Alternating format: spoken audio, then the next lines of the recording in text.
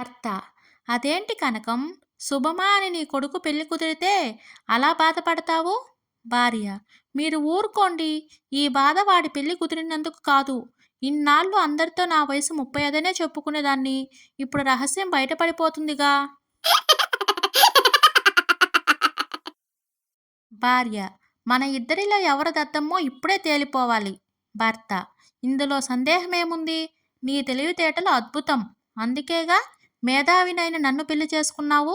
భార్య: అది అలా అన్నారు బావుంది. తల్లి: ఏమైందమ్మా, ఎందుకు ఏడుస్తున్నావు?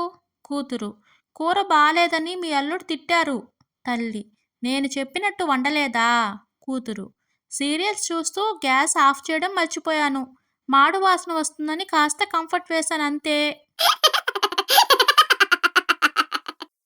ఒక విమానం ప్రమాదంలో పడింది. అందులో ఉన్న 15 మంది ఒక తాడు పట్టుకుని వేలాడుతున్నారు. వారిలో 14 మంది పురుషులు, ఒక స్త్రీ ఉన్నారు.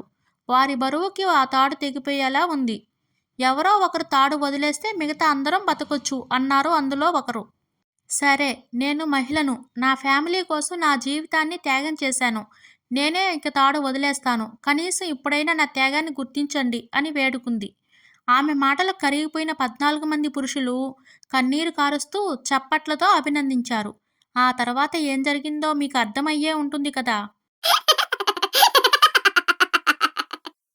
మా ఆవిడ అనుమానంతో వేధిస్తుందని వ్యాపకాలు పక్కన పెట్టి బుద్ధిగా ఉంటూ ఇంట్లోనే ఉండి రామాయణం, భారతం వంటి పుస్తకాలు చదువుకుంటూ వీలైనంత పరులకు సహాయం చేస్తూ బతకడం అలవాటు చేసుకున్నాను.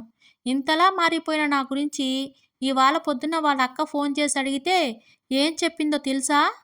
ఇక్కడ వెలగబెట్టింది చాలక పుణ్యకార్యాలు చేసి స్వర్గంలో అప్సరసలతో తైతక్కలాడడానికి సిద్ధమవుతున్నారు అని అంటుంది.